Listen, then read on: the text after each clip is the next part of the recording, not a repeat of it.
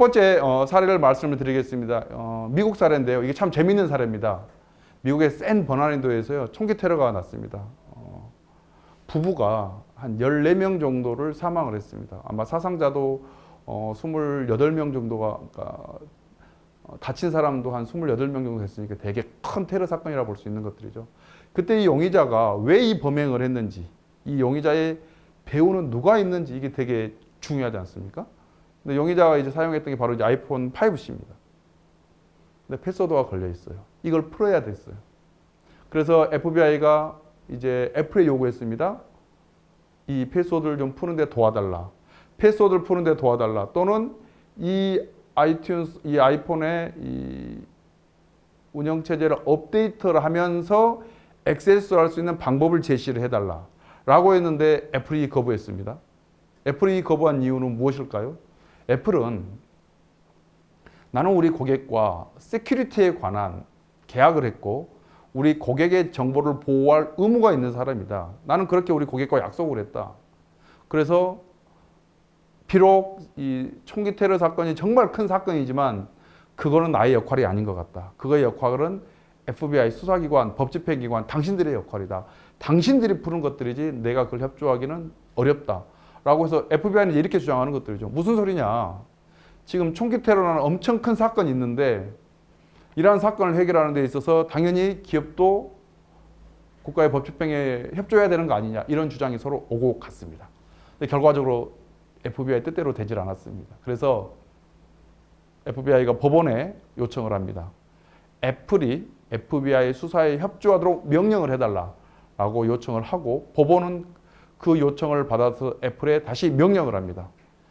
애플 너는 FBI에 수사하는 것을 협조를 해라 라고 명령을 했는데 이때 애플이 또 거부를 합니다.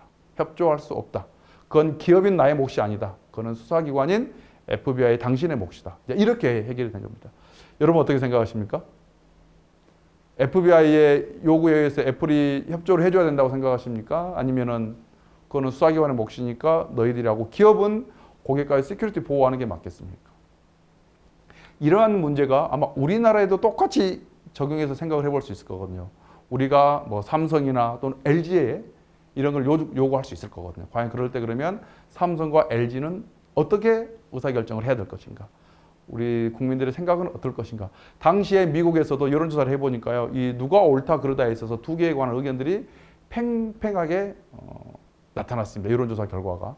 여하튼 이런 상황에서 결국 FBI는 애플의 협조를 못 받게 되고 결국 공식적으로는 드러나지 않지만 모바일 포렌식 전문 기업에 이 아이폰을 맡겨서 패스워드를 푸는 것으로 현재까지 알려져 있습니다.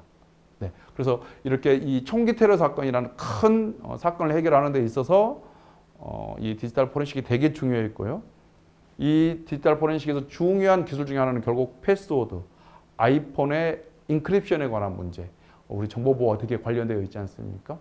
그래서 디지털 포렌식과 정보보호가 되게 관련이 깊다. 이런 말씀을 드리겠습니다.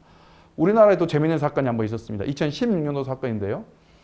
사실 이 사건은 일반적인 사건이라고 보기는 어렵습니다. 어떤 일이 발생했냐면 충북 증평에 살인사건이 났습니다. 근데 당초에 이게 살인사건인지 몰랐어요. 시골, 여러분 왼쪽에 그림 보이시죠? 저기 조그마한 시골 집에 할머니가 이제 사망한 상태로 발견이 된 것들이죠. 그래서 이게 왜 이게 외부에 의한 침입에 의한 범행이냐 아니면 연세가 드셔서 자연적으로 이렇게 돌아가신 거냐 요 두 개를 판단했어야 되는데 현장에 있는 경찰관들은 이제 이게 자연적인 병사로 판단을 했었습니다. 일단 연세가 많았고요. 외부에 침입 흔적이 없다고 생각을 했었고요. 또는 채권, 채무 관계에 있어서 다른 그 주변의 그런 관계가 안 좋은, 즉 살해를 할 만한 그런 동기가 없다, 이유가 없다 이렇게 판단을 해서 결국은 이거를 이제 그 장례를 치렀습니다. 그럼 이제 끝났던 것들이죠. 그런데 장례가 끝난 다음에 이제 유족들이 쭉 보니까 이제 집 주변에 CCTV가 있었던 거예요. 그래서 CCTV 내용을 봤어요. 왜냐하면 누구든 자기 부모가 돌아가시게 되면 살인 사건이 발생하게 되면 그 원인에 대해서 정말 이게 궁금해 정확히 규명이 안 되게 되면 꼬리에 꼬리를 무는 의문이 계속 생기거든요. 여기도 마찬가지 이 유족들은 이제 그런 생각이 자식들은 그런 생각이 들었던 것들이죠. 그래서 실제 이 CCTV를 한번 본 거죠. CCTV를 봤더니 범행 전에 누군가 외부의 침입자가 있었던 것들이죠. 그래서 나중에 다시 보니까 이게 그 사람이 침입을 했고 범죄 행위를 하려다가 결국은 이 할머니를 살해한 살인 사건이 된 것들이에요. 그래서 정말 병사로에서 화장을 해서 끝났던 사건이 다시 나중에 이 CCTV에 있는 영상을 통해서 살인 사건임이 확인된 그런 사례가 되겠습니다. 그래서 여러분들 일반적으로 생각을 할 때 디지털 포렌식이라고 하면 사이버 범죄에 관한 또는 디지털 또는 사이버 공간에서 발생한 범죄만 컨트롤하는 그러한 범죄들만 다루는 하나의 수사 기법 이렇게 이해하실 수가 있는데 그런 건 아니고요. 일반 살인 사건 등 뭐 산업기밀 유출, 뭐 성범죄 다양한 곳에도 이 디지털 포렌식이 활용이 된다. 이렇게 이해를 해주시면 되겠습니다. 자, 그 성범죄와 연결해서 최근에 이슈가 되고 있는 것, 우리 2020년도에 이슈가 되고 있는 사건입니다. 바로 텔레그램 N번방 성착취 사건이 되겠습니다. 여러분 너무 잘 아시죠? 최근에 정말 우리 사회 이슈가 많이 됐던 사건들입니다. 그래서 텔레그램을 통해서 아동 성착취물의 영상을 공유하고 그 비밀방에 들어왔을 때 입장료를 암호화폐로 받고 이제 이런 형태의 범죄가 되는데 이때도 결국은 그런 텔레그램을 분석하는 것들 또 이 거기에 있는 이 텔레그램 앱 또는 앱에 있는 저장되어 있는 영상을 분석하는 것들 그 다음에 주고받았던 암호화폐 이게 어떻게 거래가 되는 이걸 분석하는 방법들 즉 이런 시큐리티에 관한 다양한 기술들이 집약되어 있는 것들이죠. 그래서 이 결국은 이 스마트폰을 분석을 해서 용의자를 추적을 했던 것들입니다. 그래서 앞에 말씀드린 것처럼 테러 사건에서부터 암호, CCTV와 살인 사건, 그 다음에 텔레그램 성착취 사건과 같이 이런 모바일 형태까지 다양한 형태의 범죄의 디지털 포렌식이 활용이 되고 있습니다. 네, 그러면 조금 전까지 제가 말씀드린 거는 지금까지 발생한 것들이고요. 지금부터 제가 설명드릴 것들은 지금까지 발생했고 또는 지금 발생하고 있고 앞으로 확 발생할 그런 이슈들을 하나 말씀드리겠습니다. 여러분 첫 번째가 바로 다크웹입니다. 다크웹. 우리가 인터넷에 일반적으로 검색했을 때 구글에서 검색해서 나오는 것들 우리가 표면 웹이라고 하죠. 서피스 웹이라는 표현을 쓰죠. 근데 우리가 검색했을 때 나오지 않는 웹. 그게 바로 예를 들면 뭐 구글 드라이브 검색했을 때 그 안의 내용은 나오지 않지 않습니까? 우리가 이런 걸 이제 우리가 딥웹이라는 표현을 쓰는 것들이고요. 또는 딥웹의 하나의 하위 카테고리 또는 딥웹과 완전히 다른 개념으로 하나의 이제 웹의 영역이 바로 다크웹인데요. 이 다크웹은 주로 토르라는 소프트웨어를 설치를 하면 이 토르라는 소프트웨어끼리만 접속이 되는 하나의 새로운 인터넷 공간이라고 여러분들 보시면 되겠습니다. 이 다크웹을 설치해서 설치한 사람들끼리 서로 통신하는 그 공간은 우리가 구글에서 검색을 했을 때 나오지 않습니다. 그리고 이 다크웹에서 서버에 액세스했을 때 최소한 3개의 노드, 즉 이 토르가 설치된 3개의 컴퓨터 이상 6개 정도를 우리가 액세스를 해야만 해당 서버에 액세스를 할 수가 있습니다. 그리고 이 과정들이 다 암호화되어 있기 때문에 서버를 확보한다 하더라도 그 전에 즉 최초에 액세스했던 그 용의자가 누구인지를 추정하는 게 어렵습니다. 그래서 사실상 아직까지는 기술적으로 완벽한 솔루션이 나오지 않은 그런 상황에 있습니다. 그래서 여러분 여기 보시는 것처럼 이 앨리스하고 이 밥이 통신을 한다고 할 때 사실 이 과정들에 우리가 사실 추적이 안 되는 것들이에요. 그래서 결국은 이 과정이 계속 변하기도 하지만 또 이 과정들이 우리나라가 아니라 외국에 있는 노드를 다 경유하기 때문에 결국은 추적이 어렵다. 그래서 이 공간 안에서 하나의 범죄 영역이 바로 이 다크웹인데요. 여기에 이제 마약, 총기, 휴먼 트래피킹, 인신매매, 그 다음에 신용카드 거래, 뭐 암호화폐, 랜섬웨어 거래 이런 다양한 불법 행위들이 현재 계속해서 일어나고 있다라고 말씀을 드리겠습니다. 자, 또 아래에 나와 있는 게 이제 자율주행 자동차죠. 여러분 제가 소설을 하나 써보겠습니다. 지금 우리가 자동차가 고장이 나면 다 우리가 정비소로 가지 않습니까? 여러분 만약에 이제 자동차가 기계의 개념에서 완전히 전자부품, 디지털 기기 부품으로 전자로 완전히 바뀌게 되면, 고장 나게 되면 우리 정비소 가겠습니까? 그냥 부품만 교체하면 될 거지 않습니까? 지금 이미 많은 기기들이 그렇게 되어 있고요. 그래서 앞으로는 이런 자동차가 사고가 나면 이 사고의 원인 규명을 어떻게 할 것이냐. 결국 이것도 다 디지털 포렌식의 영역이 될 거라고 보는 것들이죠. 그래서 대부분 자율주행 자동차 앞으로 이제 사고도 많이 안 날 거예요. 우리가 센서가 다 발달되어 있지 않습니까? 하지만 사고가 날 가능성들이 바로 뭐가 있냐면 이제 악성 코드가 문제가 되겠죠. 악성 코드가 문제가 돼서 사고 났을 때 그 원인을 규명하는 것.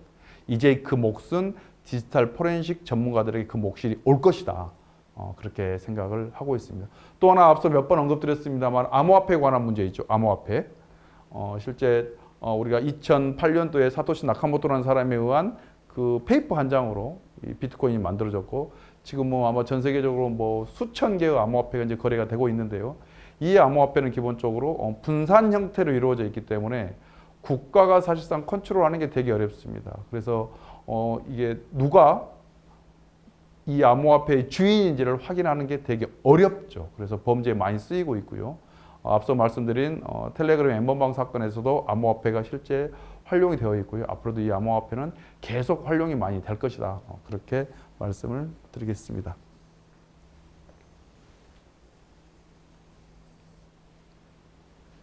네, 또 하나가 이제 딥페이크입니다. 이제 영상을 인공지능을 이용을 해서 섞는 것들이죠. 그래서 실제 오바마 대통령이 그동안 했던 많은 영상에서 이 음성을 다 가지고 와서 그 음성 분석을 한 다음에 내가 원하는 메시지로 오바마 대통령이 그 말을 그대로 할 수 있는 것들이죠. 그런데 이게 사회적으로 되게 저명하고 유명한 사람들이 메시지를 하기 때문에 여기에 가짜 뉴스를 집어넣을 경우에는 이게 되게 신뢰성 있게 전달이 되지 않습니까? 그러면 되게 문제가 커지는 문제가 발생하는 것들이고요. 또 하나는 이런 영상들을 섞어서 나체 상태에 있는 영상에다 사람의 얼굴만 바꾸는 형태로 이러한 형태의 범죄들도 지금 많이 발생을 하고 있습니다. 그래서 딥페이크 개념은 현재 음성과 영상을 중심으로 논의가 되어 있지만 가장 로 레벨로 보면, 낮은 수준으로 보면 사실 가짜 뉴스도 딥페이크의 아주 초기 단계 버전이라고 볼 수 있는 것들이겠죠. 그래서 이제 음성, 영상까지 이제 변조가 일어나는 것들이고, 이러한 것들이 이제 신속하게 빨리 전파가 될 수가 있고, 그 다음에 이걸 이제 사전에 탐지하기가 어려운 그런 문제가 있어서 되게 사회적으로 많은 혼란을 야기할 수 있는 것들이 되겠습니다. 그래서 지금 미래 사회에 새로운 커다란 하나의 위험 요인이 되지 않을까, 이런 우려를 가지고 있습니다. 자, 그러면 증거는 디지털 증거만 있는 거냐? 그렇지 않습니다. 증거의 종류를 제가 한번 말씀을 드리려고 하는데, 첫 번째 물리적 증거입니다. 물리적 증거. 피해품, 칼, 차량, 작물, 적군적. 여러분, 작물은 뭐냐면 훔친 물건입니다. 훔친. 제가 금은방에 가서 금은방을 훔쳐왔지 않습니까? 그럼 바로 그 훔쳐진 그 금과 은, 시계, 이런 것들이 작물이 되는 것들이에요. 족적. 우리가 신발을 신고 다녔을 때 이 신발 사이즈를 보고 이 신발의 이 브랜드가 뭐고 키가 얼마고, 그렇다면 이 신발은 언제 출시된 거다라고 하면 용의자가 최소한 언제 이후에 그 신발을 사서 사용했다라는 우리가 확인할 수 있는 것들이죠. 미세 흔적은 여러분 제가 지금 화장한 거 보이십니까? 이런 것들. 또는 제 이 옷에 있는 아마 작은 이런 시루라기 같은 것도 있을 수 있거든요. 범행을 했으면 상대방과 물리적 접촉이 있으면 그 상대방의 옷 또는 상대방의 뭐 이런 화장품 같은 거랄지 이런 게 여기에 묻어 있을 수 있지 않습니까? 그런 것들 우리가 미세 흔적이라고 하는 것들이죠. 자, 두 번째, 과학기술이 이제 계속 발전합니다. 최근 들어서 한 100년 동안 많은 발전이 있었는데요. 그래서 이제 생물학적 증거가 등장합니다. 첫 번째가 뭐냐면 피, 이 혈흔. 여기서 우리가 혈액형을 알 수가 있겠죠. 그래서 현장에 혈액이 있으면 결국은 이 용의자의 혈액이라는 판단이 되면 용의자의 혈액형이 무엇이다 우리가 알 수 있겠고요. 또 하나는 이제 지문. 우리 모든 사람들의, 전 세계에 있는 모든 사람들의 지문은 이제 다르다고 이야기를 하는 거거든. 같은 지문이 없다고 이야기를 하고 있습니다. 그래서 지문이 일치가 될 경우에 그 사람이 용의자일 확률은 거의 99.9% 이상 가까워진. 물론 지문이 얼마나 일치하냐에 따라서 확률적으로는 달리 표현할 수 있겠습니다만, 우리가 일반적으로 이야기할 때 지문이 일치하다고 했을 때는 그 사람의 용의자일 확률은 거의 100%에 가깝다 이렇게 이야기를 할 수 있을 것 같고요. 그와 유사한 게 이제 DNA가 되겠습니다. 여러분 잘 아실 거라고 생각합니다. 혈흔에서도 우리가 DNA를 발견할 수 있고요. 그 다음에 모발, 하액, 정액, 홍채, 장문은 여러분 이 손바닥에 있는 이걸 우리가 꼭 이 지문 손가락 끝에 있는 지문만이 아니라 이 손바닥 전체에 관한 이것도 하나의 이제 지문으로 이렇게 개념으로 이해할 수 있을 것. 그다음에 우리가 사람 몸, 사망한 사람 몸에서도 우리가 많은 정보를 찾아낼 수 있겠습니다. 그래서 이런 과학이 발전하면서 생물학적 증거가 이제 용의자를 특정하고 용의자가 그 범행을 했다는 걸 증명하는 데 있어서 아주 중요한 이제 요소로 등장을 했던 겁니다. 그러다가 이제 인터넷이 네트워크가 등장하고 인터넷이 등장하고 웹이 등장하고 모바일이 등장하고 스마트폰이 등장하고 이제 암호화폐가 등장하고 여기까지 오면서 이제 이 디지털 증거가 이 범죄 현장에서 아주 중요한 하나의 증거로서 자리매김을 하게 되어 있습니다. 그 중에 무엇보다도 중요한 게 바로 CCTV라고 할 수 있을 것 같습니다. 여러분, 범죄 현장에서 CCTV에 촬영됐으면 사실 더한 증거가 있을까요? 금은방에 들어갈 때는 빈손으로 들어갔는데 나올 때 시계를 차고 나온다든지 뒤에 가방에 뭔가 큰 걸 메고 나옵니다. 또는 노트북을 들고 나옵니다. 그 사람이 이거를 샀거나 훔쳤거나 둘 중에 하나지 않습니까? 근데 그 사람 얼굴이 다 나옵니다. 사실 이 사람이 범인이라고 특정하기에는 아주 강력한 증거가 될 수밖에 없는 것들이죠. 또 하나 스마트폰. 여러분 디지털이 등장하면서 달라진 것 중에 하나가 뭐냐면 증거가 되게 많아졌어요. 우리가 스마트폰이 있기 전까지는 위치 정보가 수집된다는 개념이 없지 않습니까? 우리가 과거에 이 스마트폰을 가지고 다니지 않을 때는 사람이 움직이는 위치가 어느 디바이스에 저장될 수가 없었던 것들이죠. 그런데 이제 스마트폰을 가지고 다니다 보니까 내가 어디를 돌아다니는 위치가 다 드러나게 되는 그런 환경에 놓여있죠. 그래서 사람의 위치 정보가 지금 수집될 수 있다는 거 하나. 두 번째, 과거에 우리가 대화할 때 이 대화는 녹음을 저장할 수가 없죠. 녹음기가 등장하기 전까지는 우리 대화는 저장할 수 없습니다. 옆에 적는 방법밖에 없었습니다. 녹음기가 등장하면서 저장이 가능했고요. 이제 이러한 것들이 스마트폰 안에 들어오고 카카오톡이나 왓츠앱이나 라인이 등장하면서 거기서 이제 메신저로 서로 간에 채팅을 하기 시작하지 않습니까?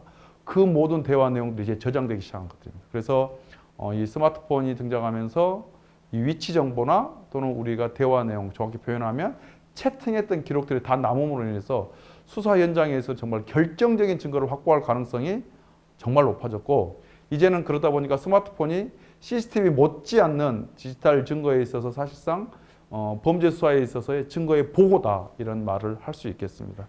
또한 우리가 시스템에 관한 접속 기록, 로그 기록 우리 정보보호에서 우리가 많이 보지 않습니까? 그래서 시스템에 관한 액세스했을 때 그 액세스 기록에 관한 것들 또는 휴대폰 통화했을 때 통화 기록, 신용카드, 그다음 조금 전에 말씀드린 위치 정보와 GPS, 또한 하드디스크 안에 우리가 만든 문서, 음성, 영상 또는 다운받은 뭐 다양한 확장 자료를 가진 파일들 이러한 것들도 존재할 수 있겠죠. 네, 그래서 과거에는 물리적 증거에서 중요해졌다면 이제 생물학적 증거가 중요해졌고 이제는 디지털 증거가 증거에 있어서 범죄 수사 현장에서 정말 그 비중이 커져가고 있다. 이런 말씀을 드리겠습니다. 그렇다고 해서 디지털 증거가 중요하다고 해서 물리적 증거나 생물학적 증거가 필요가 없느냐? 그렇지는 않습니다. 여전히 이 세 가지는 범죄 현장에서 함께 쓰이고 모두 다 중요한 건 사실입니다. 다만 과거에 비해서 디지털 증거의 비중이 점점점 커지고 또는 사건 해결하는 데 있어서 결정적인 증거를 제공하는 경우가 점점 많아지고 있다. 중요해지고 있다. 이렇게 이해를 하시면 되겠습니다. 자, 그러면 디지털 포렌식의 유형은 도대체 뭐냐? 어떠한 종류들이 있느냐? 정말 많습니다. 그럼 여기 지금 제가 원으로 해서 한 11개 정도를 해놨는데 이게 전부냐? 아닙니다. 앞으로 계속 나올 겁니다. 어떤 게 나올 거냐? 저도 잘 모르겠습니다. 하여튼 디지털 발전하고 서비스가 발전하고 새로운 기술이 등장하고 새로운 디바이스가 등장하면서 디지털 포렌식 유형은 아마 계속 늘어날 것이다. 현재까지 나와 있는 것만 제가 좀 설명을 드리는 것들입니다. 자, 첫 번째가 디스크 포렌식입니다. 이거는 디지털 포렌식에서 사실은 이제 파더에 해당되는 아버지에 해당되는 것들이죠. 가장 첫 번째 등장했던 거 우리가 하드디스크에서 증거를 추출해내는 또는 증거를 찾아내는 그런 작업이 되겠습니다. 자, 그 다음에 이제 모바일, 그 다음에 메모리, 네트워크. 네트워크는 뭐냐면 이제 실제 와이어샥이라는 소프트웨어를 통해서 이 트래픽을 잡아내는 것도 있고요. 또한 감청하는 것들도 있을 수 있고요. 또 이제 침해 사고가 발생했을 때 그 사고 원인을 확인하는 악성 코드가 어떻게 들어왔고 어떻게 작동하는지를 찾아내는 이런 개념들 다 포함하는 게 우리가 네트워크 포렌식이라고 할 수 있고요. 소스 코드 포렌식은 크게 두 가지를 볼 수가 있겠는데요. 하나는 이제 악성 코드 여부를 탐지하는 게 될 수 있고, 두 번째는 예를 들면 특허랄지 이런 저작권에 관한 논란이 발생했을 때 이게 서로 유사한 거냐 유사하지 않느냐 이런 걸 식별하는 데도 소스 코드 포렌식이 활용될 수 있겠습니다. 다음에 데이터베이스, 예전에는 이제 오라클이랄지 대형 데이터베이스에 관한 포렌식이 중요했다면 최근에 이제 SQL라이트랄지 가벼운 형태의 데이터베이스 분석하는 것들도 디지털 포렌식에서 되게 중요해지고 있다. 그 다음에 멀티미디어, 음성과 영상. 앞서 말씀드린 것처럼 딥페이크에 관한 것들도 이제 아주 크게 이슈가 될 거고, 이 멀티미디어 영역에서 다루어야 될 그런 영역이 될 겁니다. 현장에서 수집되어 있는 음성이 특정 용의자의 음성이 맞는지 이거 확인하는 것도 멀티미디어에서 앞으로 해야 될 영역들이고요. CCTV에 촬영된 그 용의자와 CCTV에 촬영된 그 영상에 있는 사진, 이 두 사람이 실제 일치하는지 이런 걸 식별하는 것들도 멀티미디어 영역이라고 볼 수 있겠습니다. 또 하나는 클라우드. 이제 우리에게 클라우드는 되게 일상이 됐지 않습니까?